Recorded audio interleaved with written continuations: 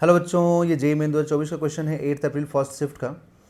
Resistance of a wire at 0 degree Celsius, 100 degree Celsius and T degree Celsius is found to be 10 ohm, 10.2 ohm एंड 10.95 ohm respectively. The temperature T in kelvin is. देखिए यहाँ पर जो resistance का formula होता है ये मैं लिख रहा हूँ और उसी को यूज़ करके सॉल्व करना है हम लोगों को। R is equal to R not into 1 plus alpha delta T. यहाँ पे R हो गया फाइनल रेजिस्टेंस जो फाइनल टेम्परेचर पे आएगा, और ये इनिशियल टेम्परेचर पे जो भी रेजिस्टेंस होगा। और इनिशियल टेम्परेचर बच्चों जनरली 0 डिग्री सेल्सियस या फिर 20 डिग्री सेल्सियस लेते हैं, तो उस पर जो रेजिस्टेंस होगा वो हो गया। अल्फ़ा हो गया टेम्परेचर कोफिशिएंट, डेल्टा टी हो गया चेंज इन टेम्परेचर। अब एक ही वायर का टेम्परेचर बार बार चेंज करके रेजिस्टेंस को चेंज किया जा रहा, इसका मतलब मुझे क्या करना चाहिए कि अल्फ़ा पहले निकालना चाहिए। तो यहाँ से R is equal to R not plus R not alpha delta T आएगा। R minus R not upon R not is equal to alpha delta T होगा।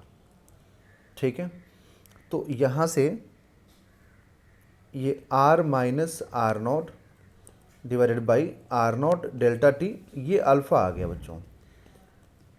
अब अल्फ़ा दोनों वायर के लिए क्या है, सेम है, तो दोनों वायर के लिए सेम है, तो मुझे क्या करना चाहिए कि मुझे एक बार लिखना चाहिए 100 और 0 डिग्री के लिए, तो मैं एक बार 100 और 0 डिग्री सेल्सियस के लिए लिख दूंगा अल्फ़ा का इक्वेशन यहाँ पर।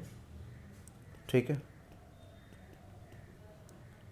और फिर क्योंकि अल्फ़ा सेम है ना, तो मैं क्या करूँगा दोनों का अल्फ़ा निकाल करके और इक्वल कर दूंगा। तो फिर एक बार मैं यहाँ पर T डिग्री सेल्सियस के लिए और 0 डिग्री सेल्सियस के लिए लिख दूंगा। ठीक है, तो T माइनस 0, क्योंकि दोनों का अल्फ़ा सेम है तो दो बार निकाल कर रखने से अच्छा है कि एक साथ रख दीजिए आप यहाँ पर।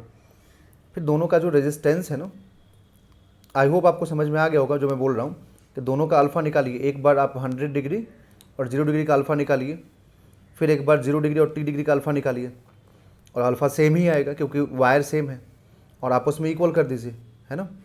तो ये वाला पार्ट तो कैंसिल हो जाएगा क्योंकि दोनों के लिए इनिशियल तो 0 डिग्री लिया मैंने, तो इनिशियल रेजिस्टेंस सेम रहेगा तो कैंसिल होगा।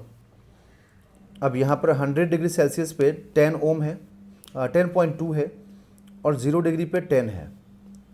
ठीक है, यहाँ पर 100 माइनस 0 100 होगा, और T डिग्री सेल्सियस पे 10.95 है, और इधर में 10 है।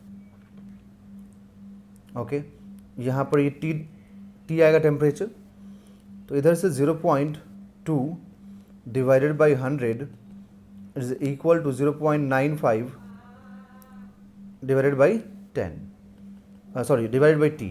मुझे T चाहिए, तो मैं क्या करूं, देखें मैं यहाँ से क्रॉस मल्टीप्लिकेशन करूं तो 0.2 into T is equal to 100 into 0.95। तो यहाँ से देखिए 0.2 T इज इक्वल टू 95। ठीक है, फिर 2/10 लिख सकता हूँ 0.2 को, और ये 95। तो मैं यहाँ से T फाइंड करूँ तो मैं लिखूँगा 95 इंटू 10 डिवाइडेड बाई 2, तो ये 5 से cancel, that is 475 degree Celsius आएगा। T का वैल्यू आ गया, बट हमें T सेल्सियस में नहीं चाहिए, हमें चाहिए केल्विन में।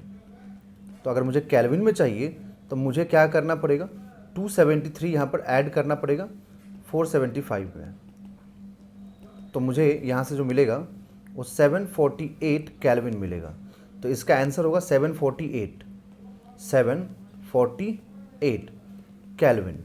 बट एक चीज़ मैं आपको यहाँ पर और बता दूँ कि जब भी टेम्परेचर एब्सोल्यूट निकालना हो, जैसे लास्ट में देखो मुझे एब्सोल्यूट टेम्परेचर निकालना था तो मैंने केल्विन में ऐड किया है, पूछा भी है केल्विन में और मैंने ऐड भी किया है, 273 ऐड किया है।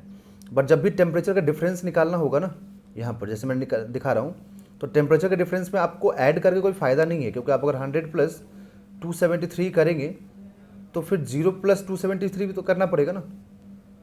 ठीक है, मान लीजिए आप 100 प्लस 273 करते हैं तो फिर 0 प्लस 273 भी तो करना पड़ेगा केल्विन में कन्वर्ट करने के लिए, तो कैंसिल होना ही है। तो जब भी डिफरेंस पूछा जाएगा ना तो 273 ऐड करने की ज़रूरत आपको नहीं है। ठीक है, तो देखिए इसका आंसर होगा 748।